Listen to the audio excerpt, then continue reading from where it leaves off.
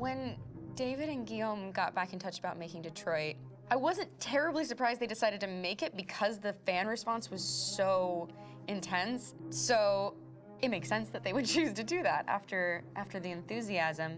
It was a challenge, and it was just an interesting thing to get my head around how to approach this character now as a different, much older person, and whether or not she had changed. And I'm very happy to say that with Detroit, I've had the opportunity to see Kara grow so much more than I ever expected. You do the housework, the washing, you cook the meals, and you take care of... God damn it, where the fuck's the rat gone now? Alice! Alice! I mean, she starts out essentially how she does in Kara in a very, not robotic, but, you know, android other way. And getting to take this journey where she becomes more and more human as it goes on. You know, and as an actor, that's a wonderful exploration in every way, whether it's how she sits, her posture, how her voice changes, how emotions change, and how much emotion is based on things like empathy and social experience. And so having, you know, as much material as I got with David to have this huge, nuanced arc was really incredible. Why couldn't we just be happy? This experience has been quite different than the experiences I've had shooting film or TV or doing theater work. I have 83 dots on my face and a really flattering black wetsuit type thing, and you're jumping around with props, and it's kind of like being a 10-year-old imaginative kid, which is fun. There's 80 cameras around us. It's already lit. So we just shoot and shoot and shoot and shoot and shoot. There's no change of sets, there's no hair and makeup, there's no wardrobe, so we move really fast, and we'll go through about 35 pages in a day. Working in TV or film, we'll probably do 6 pages a day. It's kind of acting boot camp. It's like working out constantly. I mean, you're doing this thing, and then you got to do something that's completely other back to back to back. And so that kind of process of working is very challenging, but it's also very exciting because you just have to keep coming up with new ideas, and your head goes all over the place because you're trying to keep track of basically 4 different storylines for each different response. You shot that girl, for fuck's sake. It was a machine that looked like a girl. Yeah, I know what I should have done. I just told you I couldn't. All right, I'm sorry. The fact that David Cade, he's telling like many stories interwoven from beginning to end is super complicated and super impressive, and I have no idea how he keeps it all in his head. He's not just the writer or the director who's seeing this from the outside eye, he's also thinking about the player walking through this space. You know, only somebody who really, really loves not the work, but like these characters and these stories and cares about doing something meaningful would invest that much in it. And it's always inspiring to work with somebody who cares that much. My experience with motion capture is this one.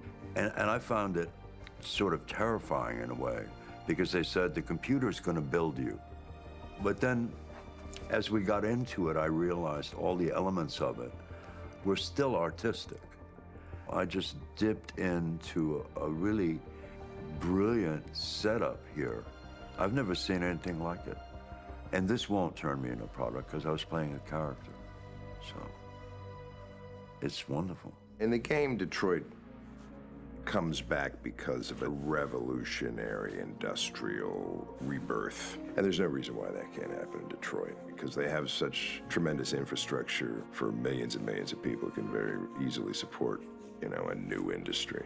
The city is really strong and resilient, but the city has also been through so much. You see the damage. But it takes that time of kind of rebuilding and reinvesting into the city that I think is happening slowly but surely. The potential of Detroit as a city is something that this game does a lot of justice to, because it would be easy to look at Detroit as some place that used to be, and that's not the case. This game provokes a lot of conversation and reflection on our potential near-future engagement with machines. That's what we are to them.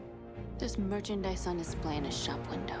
I think that a group that feels marginalized, feels like they deserve and have earned access to themselves and the environment around them, and are trying to figure out a way to articulate how to get freedom.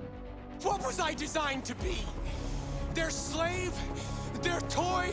It plays with your comfort levels. You think that this is fine, you're comfortable with it, until something blurs the line and throws you off, and now Do I feel differently about whether this should be allowed? Should it be banned? Should it be encouraged? You're gonna ruin our lives, and for what? For a bunch of machines? They are not machines! They are alive! I'm alive! You're alive! They're nothing! There are lots of comparable comparisons to any type of persecution of religion, race, etc., dating way back. It can't just be a video game where you shoot 'em up or where people make these choices to do whatever. I think that's the whole point. You have the choice, and you can either choose to go in one direction with your character or another.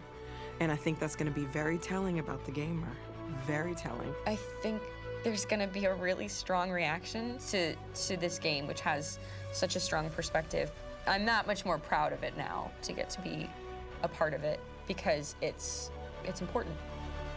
In this game, you're actively building and designing the character through not just what kind of shield does he have or what color hair does she have, but like their temperament and the way they deal with problems. The different endings to this game are so radically different based off maybe seemingly insignificant choices in the moment, but like life, they all add up. And can't play life again, though.